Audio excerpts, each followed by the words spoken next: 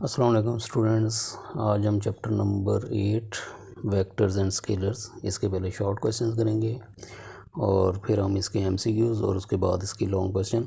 सबसे important chapter है ये, इसमें से अबाउट 20 मार्क्स का पेपर आएगा।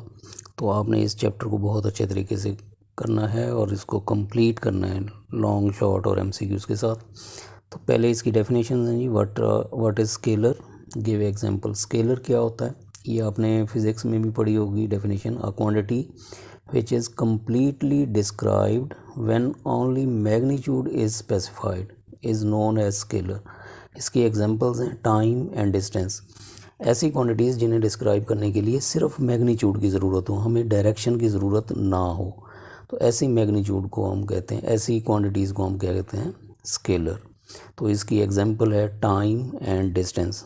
टाइम के लिए हमें डायरेक्शन बताने की ज़रूरत नहीं होती। दूसरी डेफिनेशन है ये, दूसरा क्वेश्चन है व्हाट आर वेक्टर्स।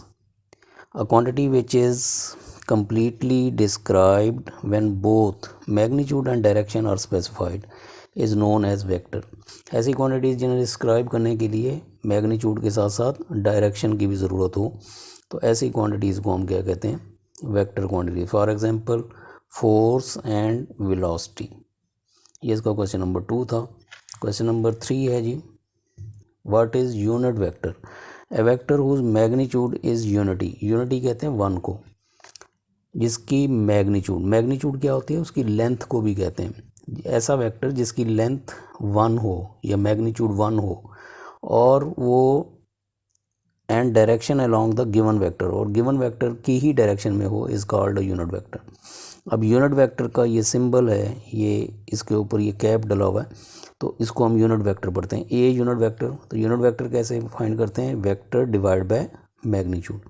अब वेक्टर के लिए हम क्या करते हैं, ऊपर ये रिप्रेजेंटेशन के लिए ऊपर एक एरो साइन डाल देते हैं। ये एरो साइन हमें शो करता है कि ये क्या है, एक वेक्टर है, ये मैग्नीट्यूड नहीं है या ये स्केलर नहीं है।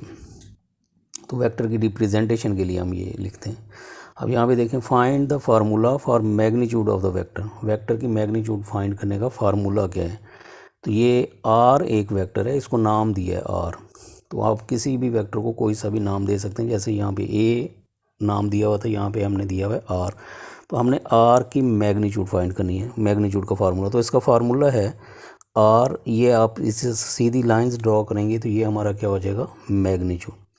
तो आई जे के कोएफिशिएंट, आई के साथ क्या है, एक्स, तो ये एक्स का स्क्वायर लेना है, और वाई का स्क्वायर लेंगे जे के साथ है, और जी का स्क्वायर लेंगे जो के साथ है, और होल का स्क्वायर रूट लेंगे। तो ये मैग्नीट्यूड फाइंड करने का फार्मूला है। अब मैग्नीट्यूड किसके इक्वल होगी, X square plus Y square plus Z square. तो ये हमारा मैग्नीट्यूड का फार्मूला है। तो ये फार्मूला लिखना था, ये क्वेश्चन हमारा कंप्लीट हो गया।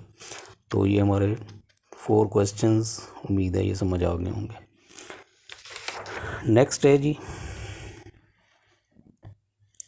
क्वेश्चन नंबर 5 है इसका, find the magnitude of the vector. इस वेक्टर की हमने मैग्नीट्यूड फाइंड करनी है। तो पहले हम इसको लेट कर लेते हैं, कोई सा नाम दे लेते हैं। फर्ज कर लें इसे आर कह लें, या आप ए कह सकते हैं। तो r is equal to -2i -4j plus 3k। तो अब हमने इसकी मैग्नीट्यूड फाइंड करनी है। तो मैग्नीट्यूड का फार्मूला अभी आपको पढ़ाया था। मैग्नीट्यूड किसके इक्वल होती है, आई के कोएफिशिएंट का स्क्वायर लेना है, जे के कोएफिशिएंट का स्क्वायर लेना है, और के कोएफिशिएंट का स्क्वायर लेना है। आई जे के साथ जो कुछ भी लिखा होगा उसका स्क्वायर लेना है और उन्हें ऐड करना है, और आपने उसका स्क्वायर रूट ले लेना। तो ये आ जाएगा 4 + 16 + 9, तो आंसर क्या आएगा, 29। तो 29 ये इसकी मैग्नीट्यूड आ जाएगी। ये था जी क्वेश्चन नंबर 5। अब है question number 6, what are parallel vectors. The vectors a and b are parallel if for any real number n, कोई सा रियल नंबर n है तो a is equal to n b. तो ये अगर ये कंडीशन हो a is equal to n b, तो फिर हम इन्हें क्या कहते हैं, पैरेलल वेक्टर्स। पैरेलल वेक्टर कब होते हैं, जब a is equal to n b. N जो है वो कोई सा भी नंबर है, ये कोई कांस्टेंट है, और इसमें ये याद रखना है कि अगर ये कांस्टेंट पॉजिटिव हो फ़र्ज़ कर लें या A is equal to 2b है, तो ए एंड बी की डायरेक्शन जो है वो सेम होगी। और अगर ये नेगेटिव हो फिर ए और बी की डायरेक्शन क्या हो जाएगी, अपोजिट। ये आपने याद रखना है। If n is greater than 0 then a and b have same direction, if n is less than 0 then a and b have opposite direction. फर्ज कर लें A is equal to 2b है तो सेम डायरेक्शन होगी, और अगर A is equal to -2b हो तो डायरेक्शन क्या हो जाएगी, अपोजिट।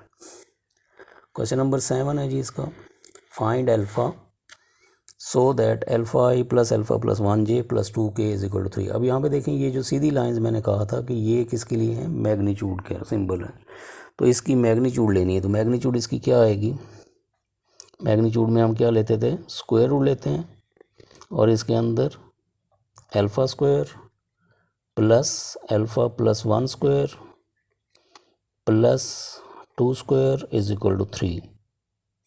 अब हमने इसको सॉल्व करना है और अल्फ़ा की वैल्यू फाइंड करनी है।